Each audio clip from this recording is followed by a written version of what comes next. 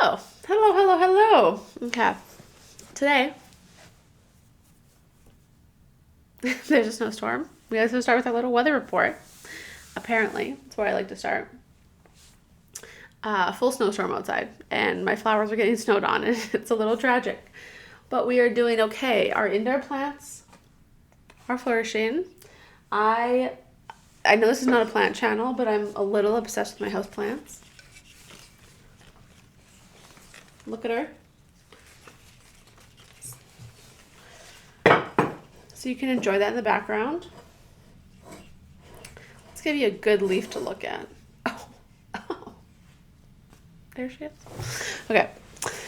I've got a little Del Gucci coffee in here. And I am trying out a little new audio setup. So if this sounds better, let me know. We'll see if I can edit it together. That'll be the next hurdle because I'm not doing a test run. We're just hoping it works this time. But I hope the audio sounds better, so let me know. Less background. Except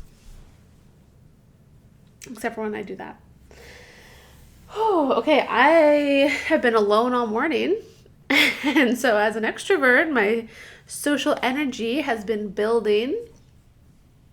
And this morning I felt very calm and I thought, maybe I don't want to make a video today. I don't feel like talking. It took just a few hours before I'm absolutely bursting. Full of things to say, full of energy, full of ideas. So, thank you for listening to them. I have a little bit of a book haul for you today.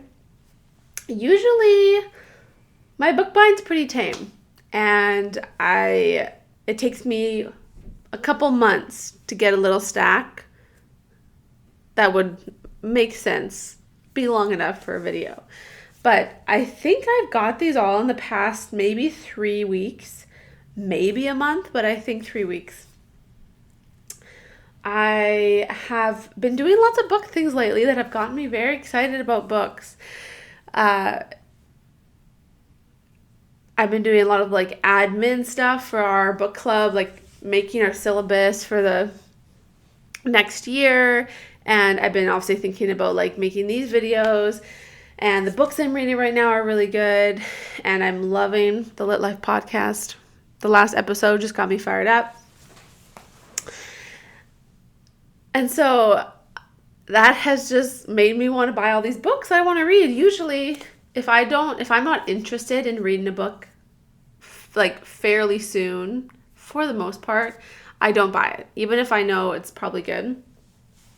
Generally, there's some exceptions. But recently, there's been a few times when I've wanted to read a book that's a classic, and I haven't been able to, or I haven't had a used copy, and I haven't been able to find a used copy in like the short time period that I had to look for it. And so I've had to buy it new. And I don't like that because I know that for a lot of these books, there's thousands of copies out there just waiting for me, and I need to find them. So more and more, I'm just leaning towards when I find a beautiful old edition of a book, just snag it up. If it's a good deal, snag it up because you know you're going to want it at some point. So that's perhaps my new methodology for book buying. I don't know if it's a good one. It might get a little out of control.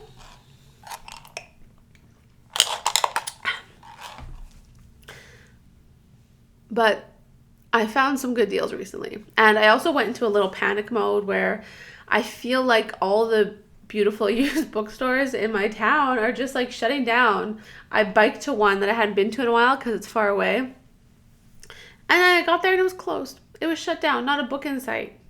And that made me so sad. So then I also was like, I have to support these stores. And then I went a little crazy. So that's my little rant. My little intro. Let me get to showing you the books that you're here for. Okay, these I think are all used, but maybe one will pop up. That isn't. I don't see one. I think they're all used. Okay. First one is a little cutie. I found this in a free library, and it's called A Guide to Garden Flowers, illustrated in color, by T.H. Everett. Cute. And each page is about a flower, and there's a picture of the flower. These are North American flowers that you could potentially have in your garden. And I just thought it was so precious. So I snagged that. I'm going to look through it. I might pop it back in the free library when I'm done, because I've read about like a quarter of the entry so far. But right now, it's in my possession. So this one. I don't know where to set these. Can I move my plant back a little? It's kind of silly to start with the smallest one in the bottom of the stack, but that's where we're going. Okay, the next one. This one was perhaps the best find of this batch, because it was $1. $1. And it is a folio edition.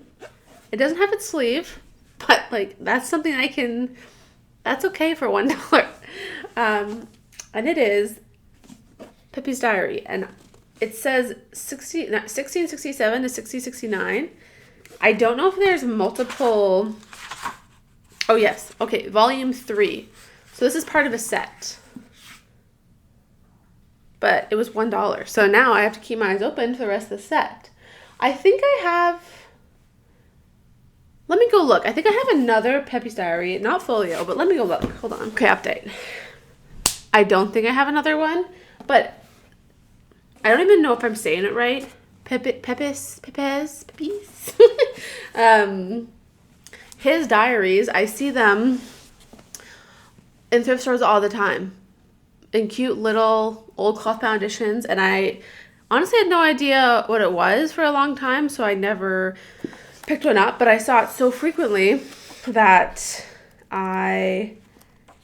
it just started to like be something in my mind that I was aware of, and then I was reading last month I read a book called The Wager, and it was about ships and seafaring, and they mentioned this book, like his journals or his diary, in that as well.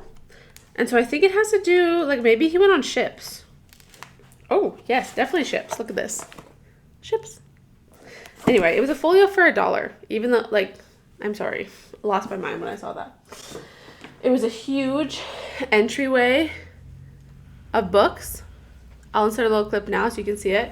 And they mostly look like blank paperbacks. But I found that one in that stack.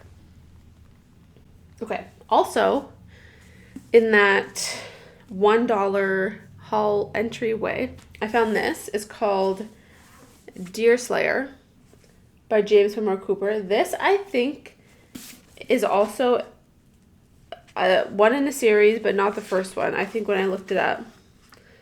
But I do, yes, no. Update. I do not know. I think when I looked it up there, it was one in a series, which is probably why it was in the $1 section, because it's like, how do you sell the third one in a series? Not very well.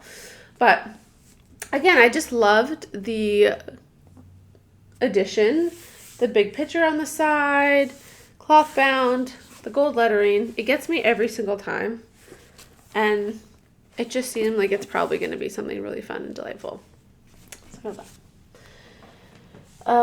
Okay, I think this is maybe the last one I got in that $1 entryway. And this one is kind of random. I know nothing about it at all, but it just struck me. And that doesn't happen very often. Usually I buy books for the most part that I've heard of before. It's called Edward Wilson of the Antarctic by George Sieber. It says unabridged, which I guess there must be abridged versions. But I don't even know if it's a novel or if it's based on real life. Maybe, Naturalist and Friend. Okay, I think Edward Wilson was a real person this guy knew. That makes it so much more fun. I think because I just read like a book about a crazy voyage on a ship that now I'm like, oh, this is going to be a crazy voyage in Antarctica. Could also be good. Could also be good. Okay, so I got this one. So those were all $1. Are you kidding me? Are you kidding me? I gotta go for a deal when I see a deal. Okay, now these were from a used bookstore, and just more regular bookstore prices. I think it was $9. This was $9. And it is a copy of War and Peace by Leo Tolstoy, which is something that I want to read. If you watch my 10 hard books, I want to read War and Peace is on that list. And I saw this for $9 and I thought, I mean, I've absolutely got to. The next one is from that same bookstore. I think actually all the ones I've shown you so far are from the same bookstore, except for the first one that was from a free library. It's called Barely Bruised Books in Ottawa. Go check it out.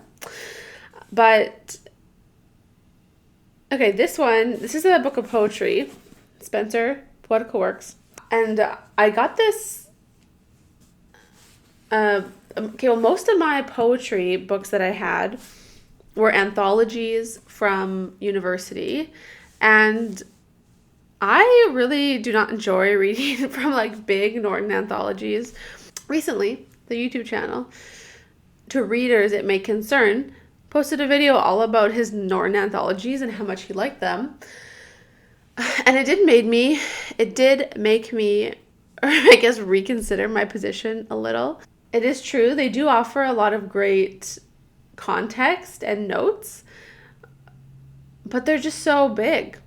And I just can't carry all that around. And I find like everything kind of looks the same in a Norton anthology, whereas like if I have this is my special book of Spencer poetry, and it feels, I don't know, it feels important, whereas I feel like when I read Norton, it's like, oh, it's just all Norton, and it's hard to, I guess, give each piece of work its own identity. Anyway, so I have given away all of my anthologies. I donated them. I think I sold some to other students. I don't think I have any Norton anthologies in my collection anymore. Because after my course was done that I had to buy the anthology for, I never looked at it again. I just did not like it. Anyway, so I need to replenish some of my, mostly poetry, I feel like, is where I'm lacking, because poetry is often in collections, and I don't tend to buy it or gravitate towards it as much, but I really want to read more of it and become more familiar with it and appreciate it more. So that's why I got this. And it was only, how much was this? It was $20. Incredible. Okay. Oh, with the leaf. All right. This one, okay, so this is a book that I had to get. Okay, it's called Tartuffe by Molière. It's a little play, but I just don't love a Dover thrift edition. I always think about building my library and what my books are going to look like in 50 years. And I feel like this is just going to fall apart immediately, unfortunately. So that's kind of the reason I tend to veer away from like really cheap editions of things. But I needed this because the Literary Life podcast said they were going to do this play in March or April. It hasn't come up yet. I don't actually know if they're still going to do it, but I wanted to have it, so I was ready. And so it was like the only one I could really find at a used bookstore near me, and it was only $3. So if I want to donate it and ever get a better copy, I definitely could, but it'll do the job. Tartuffe. And I have never read anything by Molière, so I'm excited to delve into him and his play. Right.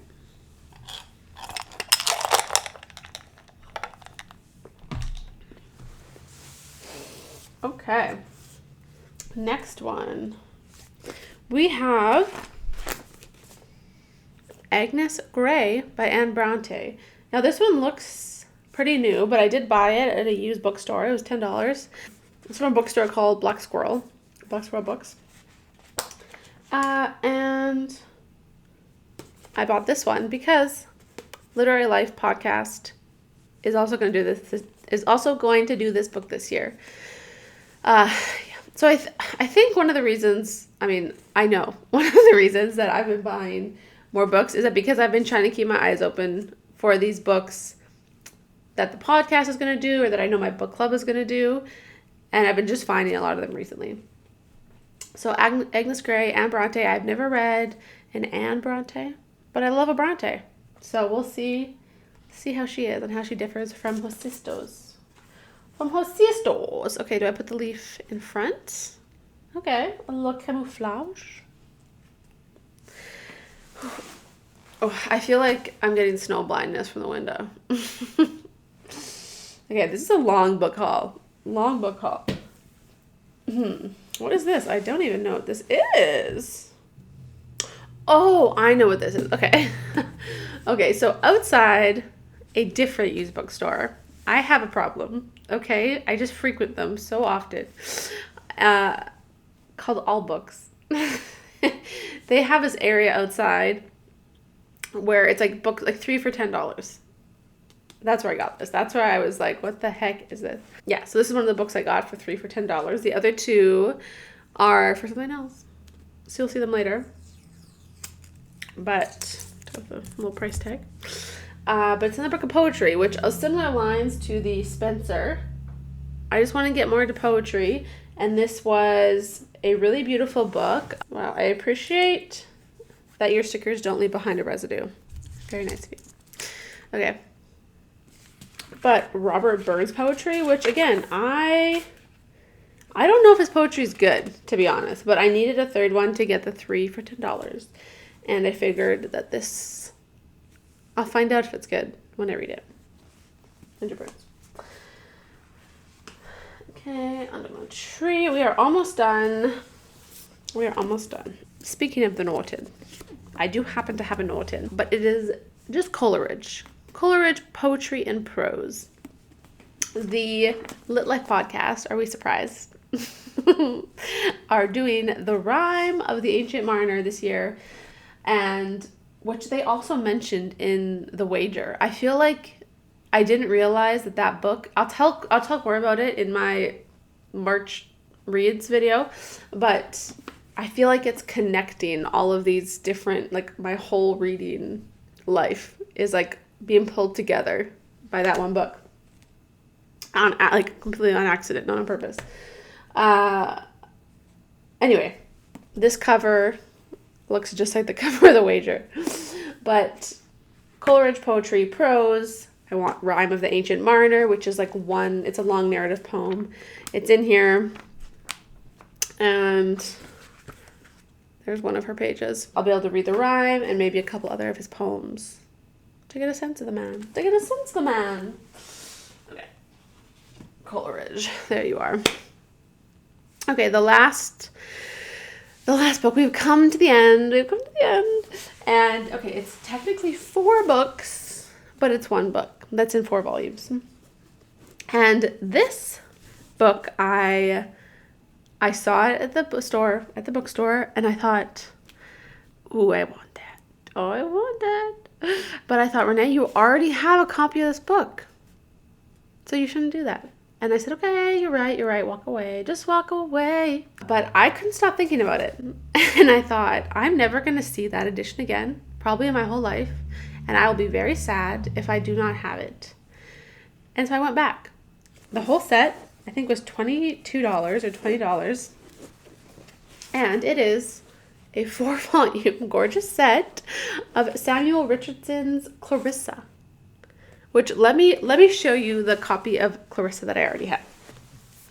This is the copy of Clarissa I already have. It is humongous. It's so big, so thick, 1,500 pages. Let me get my other Anne Bronte. This is like the regular size of a Penguin classic. And this is Clarissa. Do you see her? It's not just thick, but it is tall. Okay? It took me forever to read this because, well, one, it's just long and it takes time, but it took that long because it's so big and I couldn't take it anywhere. Now, are you kidding me? Okay, first of all, I think it's smaller, almost, than my one. And I don't know, it was just so beautiful. All this like gorgeous yellow stuff. The font's like a normal size too. It's not crazy. But I just thought it was such an incredible little set. And I've seen Clarissa in like a 2-volume set, but the 4 makes it like so possible to carry around with you. And I just appreciate that so much. And it's just so much more beautiful than this guy. So I went back and I got it. Whew, it really gives me a high when I go through all these books. And the coffee, and I'm just fully jazzed right now. Okay. Yeah, another used book haul. I love a good used book so much more than a new one. So much more. I feel like I haven't looked in the camera a single time this whole video. I'm sorry. My eyes feel very shifty right now. But here you are. Let me give you the eye contact that you've been missing. Okay, well, I am losing it. So I'm going to go. I hope you enjoyed. Please like, please subscribe. Oh, and I keep forgetting to mention this. I keep forgetting. If you want any of these books, and if you live in the States or in the UK, please go buy them at my links in the description. It's from bookshop.org. It supports local bookstores. I mean, by all means, go to your personal local used bookstore first. But if not, if you're going to order online anyway, order from these. I'm very appreciated. Thank you. Thank you, thank you. Mwah, mwah, mwah. Have a good day. Bye.